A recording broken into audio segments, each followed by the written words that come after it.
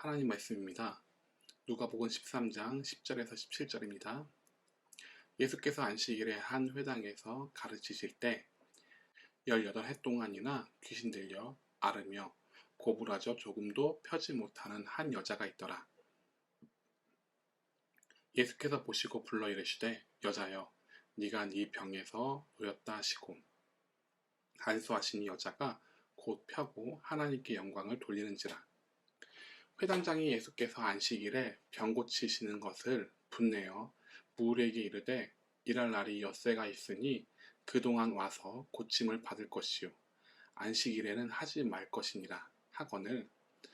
주께서 대답하여 이르시되 외식하는 자들아 너희가 각각 안식일에 자기의 소나 나귀를 외양간에서 풀어내어 이끌고 가서 물을 먹이지 아니하느냐. 그러면 18해 동안 사탄에게 매임받은 이 아브라함의 딸을 안식일에 이 매임에서 푸는 것이 합당하지 아니하냐. 예수께서 이 말씀을 하심에 모든 반대하는 자들은 부끄러워하고 온 무리는 그가 하시는 모든 영광스러운 일을 기뻐하시느니라. 지난 말씀에는 예수님께서 제자들도 회개하지 않는다면 망한다 라고 말씀하시고 이에 더하여 무화과 나무 비유를 베풀어 주신 것을 통하여 외식하면 어떠한 생각을 갖고 있게 되는지, 또 그 생각을 바탕으로 어떤 삶을 살기에 결실을 맺지 못하는지를 배웠습니다. 오늘 나누고자 하는 본문에서는 외식하는 자가 얼마나 돌이키기 힘든가에 대해서 배우게 됩니다. 외식하는 자가 얼마나 돌이키기 힘든가를 본문에 등장하는 귀신 들려 앓으며 병 걸린 지 18년 된 한 여자에 대하여 살펴보겠습니다. 먼저는 본문에서 이 귀신 들린 자에 대해 어떻게 말씀하시고 있는가를 알고자 몇 가지 질문을 드리겠습니다. 귀신 들린 자로 소개된 한 여자는 어떤 증상을 보이고 있나요?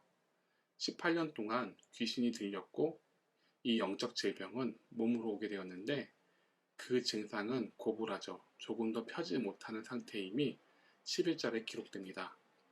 10절을 보면 이 여인은 그러한 상태로 안식일날 예수님이 말씀을 가르치실 때 그 회당에 있었던 사람입니다.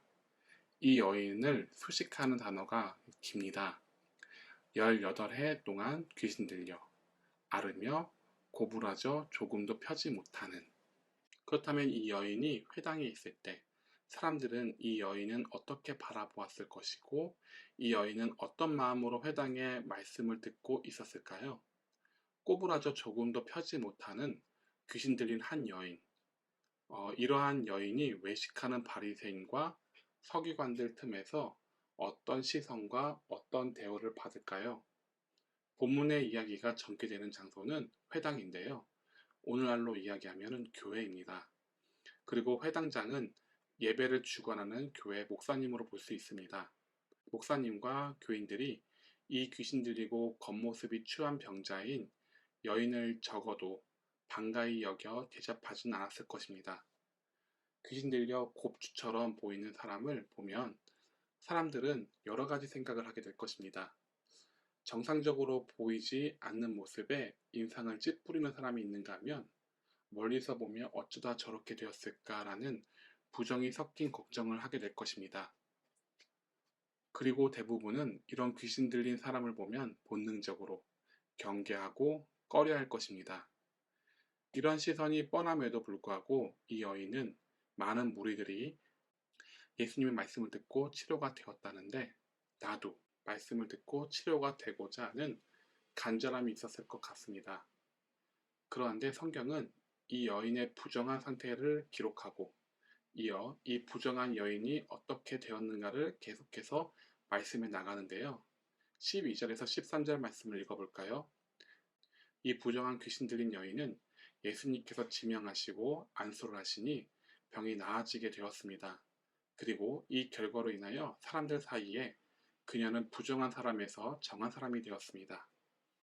부정함에서 정함을 받게 된 여인을 예수님께서는 16절에서 아브라함의 딸이라 칭하셨는데 그렇게 칭하신 것은 그녀가 회개에 합당한 열매를 맺었던 사람이었기 때문입니다. 왜 그런가 마태복음 3장 7절에서 9절을 읽어보면 알 수 있습니다. 마태복음 3장 7절에서 9절입니다. 요한이 많은 바리새인들과 사두개인들이 세례 베푸는 대로 오는 것을 보고 이르되 독사의 자식들아 누가 너희를 가르쳐 임박한 진노를 피하라더냐. 그러므로 회개에 합당한 열매를 맺고 속으로 아브라함이 우리 조상이라고 생각하지 말라. 내가 너희에게 이르노니 하나님이 능히 이 돌들로도 아브라함의 자손이 되게 하시리라. 세례 요한에게 외식하는 바리새인들과 사두개인들이 세례를 받고자 했을 때 회개에 합당한 열매 없이는 아브라함을 조상이라 할 수 없다며 하나님은 돌들로도 아브라함의 자손이 되게 하실 수 있는 분이라 합니다. 이렇게 기록된 말씀에 의하면 회개에 합당한 열매를 맺는 자를 성경은 아브라함의 자손이라 여겨집니다. 말씀이신 예수님께서는 내가 스스로 날 보아도 또 사람들이 보아도 부정한 나를 정하게 하실 수 있습니다. 말씀이 내게 죄가 있다는 것을 면밀하게 깨닫게 해줍니다. 말씀은 나를 깨닫게 해주는데 문제는 내가 그 말씀을 의지하여 말씀에 의해 자유하게 되고자 하는 갈망이 진짜 있는가입니다. 자신의 병을 인지하고 말씀 앞에 나아와야 나의 영적 질병은 깨끗이 나음을 받을 수 있습니다. 즉, 나를 버리고 말씀을 따르는 마음이 있어야 하는 것입니다. 지금까지 18년 동안 귀신 들려 앓으며 꼬부라져 조금도 펴지 못하는 여인에 대해 성경이 말씀하고 있는 바를 살펴보았습니다. 그렇다면 이제 13절에 여인이 고침받아 곧 펴지고 하나님께 영광 돌리고 본문이 끝나지 않고 계속되는 이유를 살펴보려 합니다. 14절을 읽어볼까요? 이 사건을 지켜보고 예수님께 분인한 회당장의 반응이 나옵니다. 이 회당장과 같은 경우는 바리새인과 서기관이 주장했던 방식을 신앙의 정통으로 이어받고 살아온 사람이었던 것입니다. 누가복음 6장 6절에서 11절 말씀을 읽어보면 알 수 있는데요.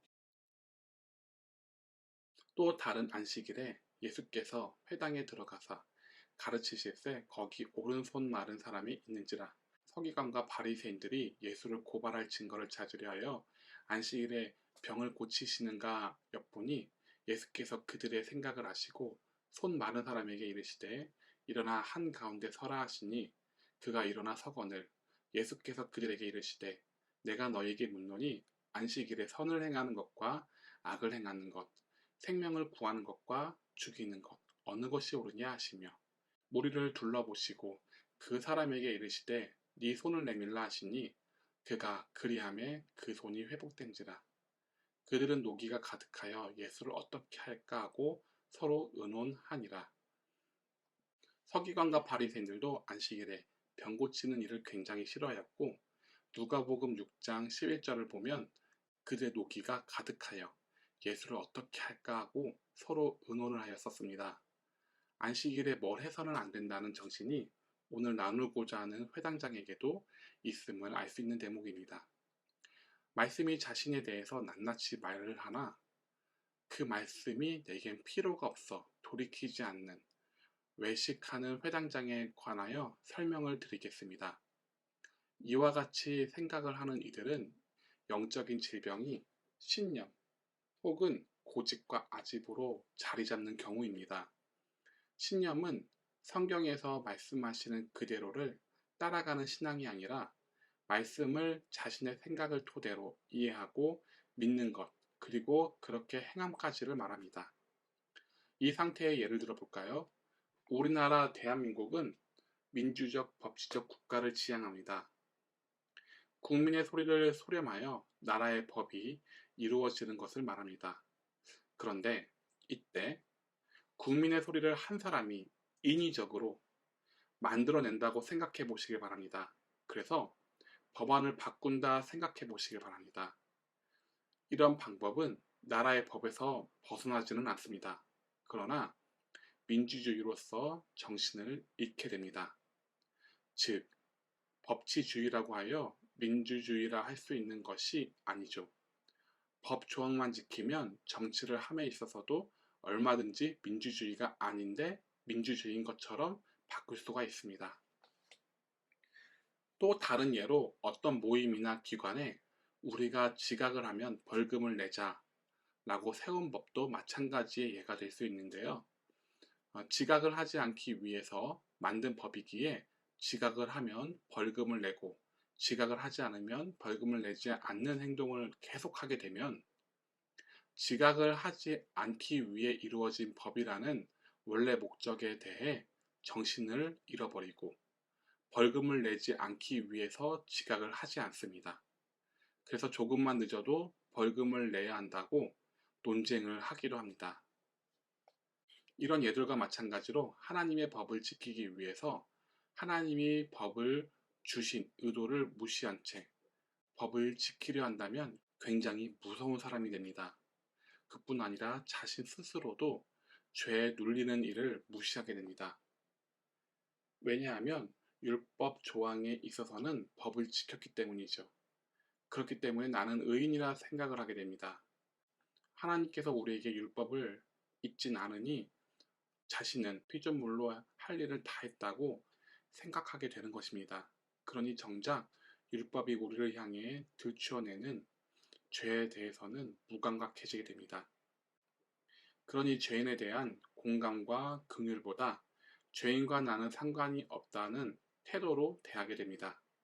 그러니 이렇게 죄인이라 취급해버린 사람에게는 강한 모습으로 대하니 의인으로서 형식을 갖추어야 우습게 보이지 않게 되더라는 생각으로 행하는 것입니다.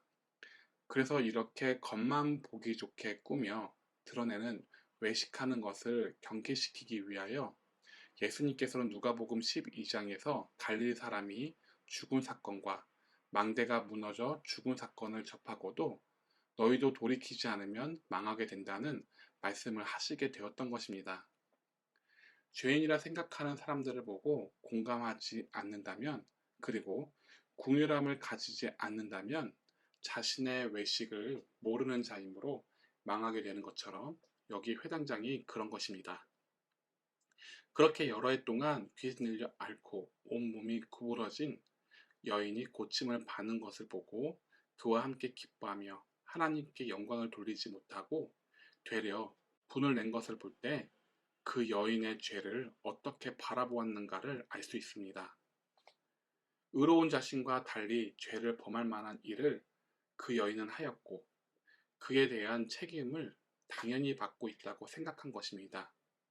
이러한 사람들이 교회에 많아지고 또 주축이 된다면 점점 교회에 모인 사람들은 멘탈이 강해야 살아남고 포장이 벗겨지지 않는 모습을 보여야 하는 서바이벌의 장으로 교회는 변질됩니다. 그래서 누가복음 12장 1절에 예수님은 바리새인의 누룩을 조심하라고 하신 것이기도 합니다. 오늘 본문에서 드러나는 회당장의 외식은 안식일을 거룩하게 지키라라는 계명을 문자 그대로 보았는데요. 그 계명이 출애굽기에 나오죠. 출애굽기 31장 13절에서 17절입니다. 너는 이스라엘 자손에게 말하여 이르기를 너희는 나의 안식일을 지키라. 이는 나와 너희 사이에 너희 대대의 표징이니 나는 너희를 거룩하게 하는 여호와인 줄 너희가 알게 함이라. 너희는 안식일을 지킬지니 이는 너희에게 거룩한 날이 됨이니라. 그 날을 더럽히는 자는 모두 죽일지며 그 날에 일하는 자는 모두 그 백성 중에서 그 생명이 끊어지리라. 엿새 동안은 일할 것이나 일곱째 날은 큰 안식일이니 여호와께 거룩한 것이라. 안식일에 일하는 자는 누구든지 반드시 죽일지니라. 이와 같이 이스라엘 자손이 안식일을 지켜서 그것으로 대대로 영원한 언약을 삼을 것이니 이는 나와 이스라엘 자손 사이에 영원한 표징이며 나 여호와가 엿새 동안 천지를 창조하고 일곱째 날에 일을 마치고 쉬었음이라 하라. 이 말씀을 글자 그대로만 보면 회당장이 안식일날 귀신 들린 병자를 고치신 예수님의 모습을 볼 때 저주를 받을 짓을 한 것이 맞습니다. 이 구절을 아가페 사랑이 없이 받아들이면 지키지 않으면 죽게 되는 혹은 저주받게 되는 법이 됩니다. 하나님의 말씀을 아가페 사랑 없이 문자로 이해하는 사람인 회당장은 안식일에 무언가를 사 먹어서도 절대 안 되고 병자를 고쳐서도 안 되고 오로지 이 날은 말씀을 듣는 날로만 여겨야 하는 것으로 여기게 하였습니다. 이 틀에서 벗어나면 큰일이 나며 하나님의 법을 모독하는 행위를 하는 날이 되니 사람들은 모두 이 날은 기계처럼 율법을 지켜야 했던 것이죠. 14절입니다. 회당장이 예수께서 안식일에 병 고치시는 것을 분내어 무리에게 이르되 일할 날이 엿새가 있으니 그동안에 와서 고침을 받을 것이요 안식일에는 하지 말 것이니라 하거늘. 회당장은 율법에 기록되기를 안식일을 제외한 다른 날들, 즉 6날이나 있는데 그때 고쳐도 될 것을 왜 하필 안식일에 회당에 와서 고쳤느냐 라며 예수님께 항의를 하게 됩니다. 참된 율법의 뜻대로 말씀을 통해 귀신을 내쫓는 일을 두고 분을 내며 무리에게로 하여금 예수님께 창피를 주려는 행동인 것입니다. 회당장은 예수님께서 귀신을 내쫓으시고 병을 고치신 것을 일로 보았던 것입니다. 아가페 사랑이 없으면 이처럼 사랑을 하는 것도 일로 보게 됩니다.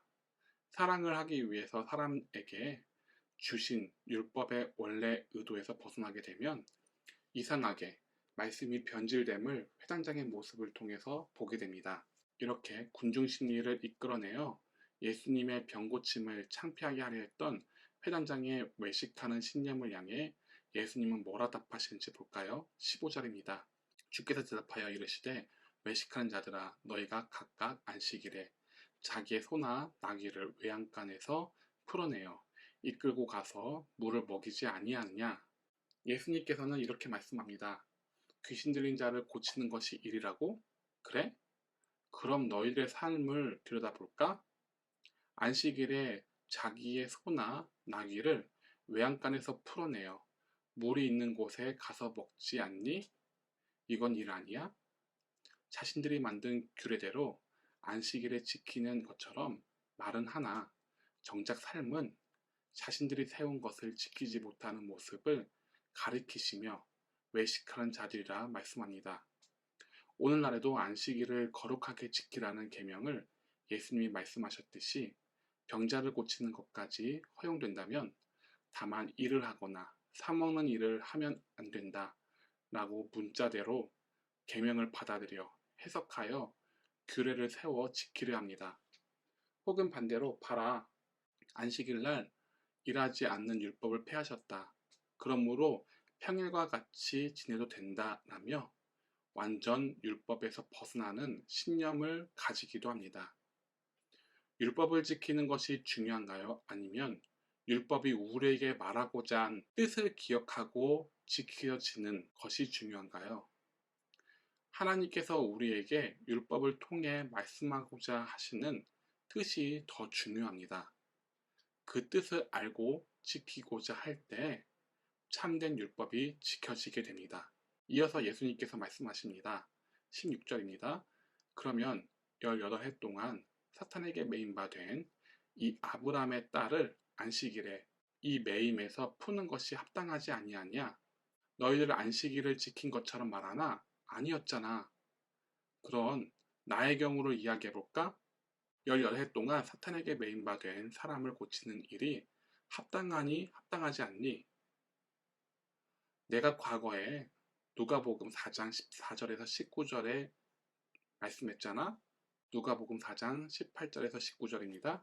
선지자 이사야의 글을 드리거늘 책을 펴서 이렇게 기록된 데를 찾으시니 곧 주의 성령이 내게 임하셨으니 이는 가난한 자에게 복음을 전하게 하시려고 내게 기름을 부으시고 나를 보내사 포로된 자에게 자유를 눈먼 자에게 다시 보게 함을 전파하며 눌린 자를 자유롭게 하고 주의 은혜의 해를 전파하게 하려 하심이니라 하였더라.